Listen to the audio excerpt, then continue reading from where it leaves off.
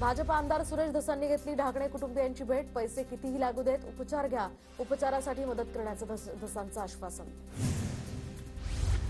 आणखी एका हत्येनं बीड जिल्हा हादरला। आष्टी तालुक्यामध्ये तरुणाची हत्या केल्याचा आरोप। मारहाणीमध्ये तरुणाचा मृत्यू झाल्याचा कुटुंबियांचा दावा। बीडच्या आष्टीमध्ये प्रेम प्रकरणातनं तरुणाला मारहाण करत हत्या। 10 जणांविरोधात गुन्हा दाखल। हत्येवेळी विकासच्या कुटुंबाला भाऊसाहेब क्षीरसागरनं केला होता फोन। क्षीरसागर आणि बनसोडे कुटुंबांची ऑडिओ क्लिप सुद्धा व्हायरल। आष्टीतील हत्येच्या घटनेचे फोटो संतोष देशमुखांसारखेच अंजली दमानी यांचा आरोप। तर धनंजय मुंडेंना तिथेच शरद पवारांनी धडा शिकवला असता तर आज हे घडताना दिसलं नसतं। बीड प्रकरणानंतर दमानी यांची टीका।